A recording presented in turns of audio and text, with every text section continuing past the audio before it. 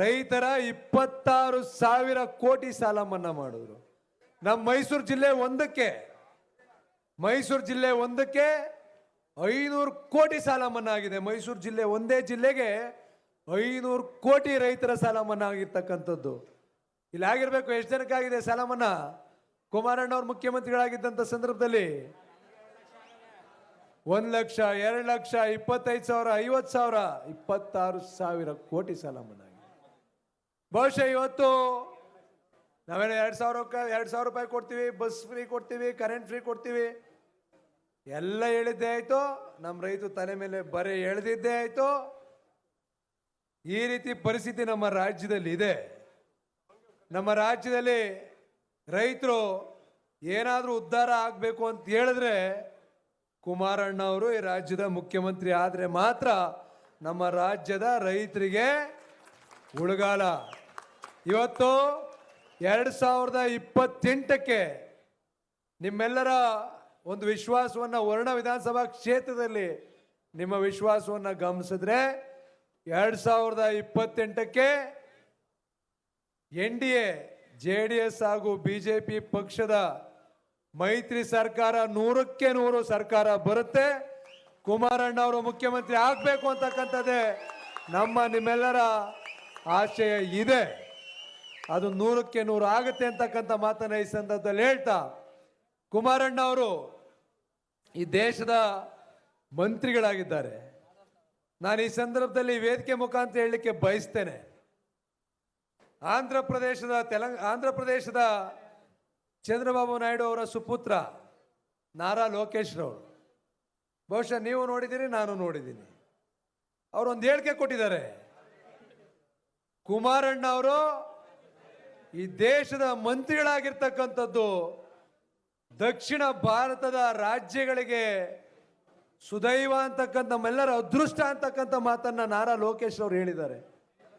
ಇವತ್ತು ನಾವು ನೀವೆಲ್ಲ ಗಮನಿಸ್ತಾ ಇದ್ದೀವಿ.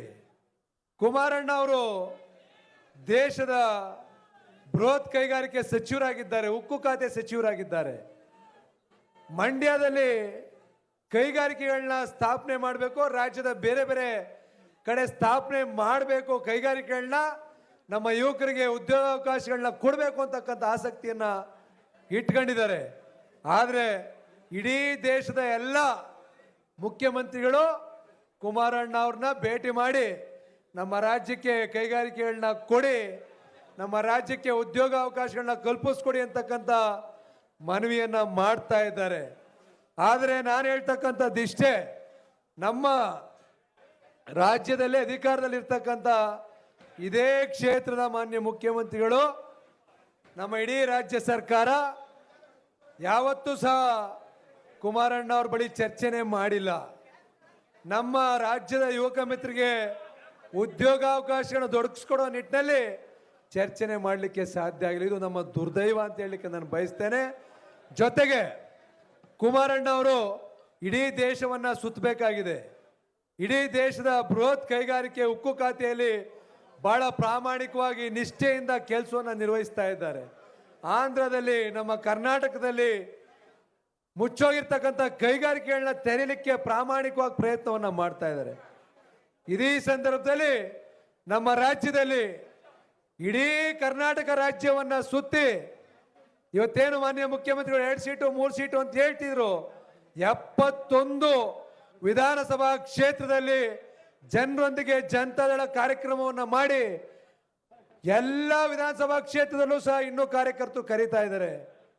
224 ಕ್ಷೇತ್ರಗಳಲ್ಲಿ ಇವತ್ತು ಕರೆದು ನಿಖಿಲ್ ಕುಮಾರಸ್ವಾಮಿ ಅವರ ನೇತೃತ್ವದಲ್ಲಿ ಜನರೊಂದಿಗೆ ಜನತಾದಳ ಕಾರ್ಯಕ್ರಮವನ್ನು ಮಾಡಬೇಕು ಅಂತೇಳಿ ಪ್ರತಿ ವಿಧಾನಸಭಾ ಕ್ಷೇತ್ರದಲ್ಲಿ ಬೇಡಿಕೆಯನ್ನು ಇಡ್ತಾ ಇದ್ದಾರೆ. ಇಡೀ ರಾಜ್ಯವನ್ನ 71 ವಿಧಾನಸಭಾ ಕ್ಷೇತ್ರವನ್ನ ಸುತ್ತಾಡಿ ಸುಮಾರು 12-13 ಸಾವಿರ ಕಿಲೋಮೀಟರ್ಗಳ ಗಟ್ಟಲೆ ಸುತ್ತಾಡಿ ಇವತ್ತು ಅವರೇನು ನಿದ್ರೆ ಮಾಡ್ತಾ ಇಲ್ಲ. ಇವತ್ತು ಅವರು ಮಂಡ್ಯ ಲೋಕಸಭಾ ಕ್ಷೇತ್ರದಲ್ಲಿ ಚುನಾವಣೆಗೆ ನಿಂತಿದ್ರು, ಚನ್ನಪಟ್ಟಣದಲ್ಲಿ ಚುನಾವಣೆಗೆ ನಿಂತಿದ್ರು, ರಾಮನಗರದಲ್ಲಿ ಚುನಾವಣೆ ನಿಂತಿದ್ರು. ಅವ್ರು ಮನ್ಸು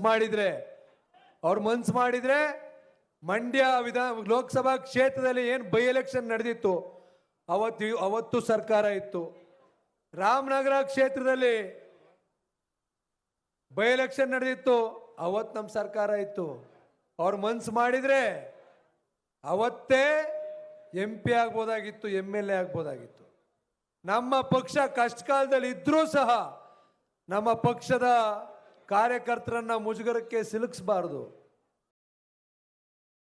ನಾನೇ ಪಕ್ಷವನ್ನ ಕಟ್ತೀನಿ, ಪಕ್ಷವನ್ನ ಉಳಿಸ್ತೀನಿ ಅಂತಕ್ಕಂಥ ದೃಢವಾದ ನಿರ್ಧಾರವನ್ನು ಇಟ್ಕೊಂಡು ಇವತ್ತು 3 ಚುನಾವಣೆ ಫಲಿತಾಂಶ ಏನೇ ಇರ್ಬೋದು, ರಾಜ್ಯದ ಪ್ರತಿ ವಿಧಾನಸಭಾ ಕ್ಷೇತ್ರಗಳಿಗೆ ಹೋದಂತ ಸಂದರ್ಭದಲ್ಲಿ ಜನರು ನಮಗೆ ನಿಖಿಲ್ ಕುಮಾರಸ್ವಾಮಿ ಅವರು ಬೇಕು, ನೀವು ಬರಬೇಕು ನಮ್ಮ ಕ್ಷೇತ್ರಗಳಿಗೆ ಅಂತೇಳಿ ಇವತ್ತು ಒಂದು ಎಲ್ಲ ಕಡೆ ಅವರನ್ನ ಅತಿಯಾದ ಪ್ರೀತಿಯಿಂದ, ವಿಶ್ವಾಸದಿಂದ, ಅಭಿಮಾನದಿಂದ ಇವತ್ತು ಕರ್ಕೊಂಡು ಹೋಗ್ತಾ ಇದ್ದಾರೆ ಪ್ರತಿ ವಿಧಾನಸಭಾ ಕ್ಷೇತ್ರಗಳಿಗೆ.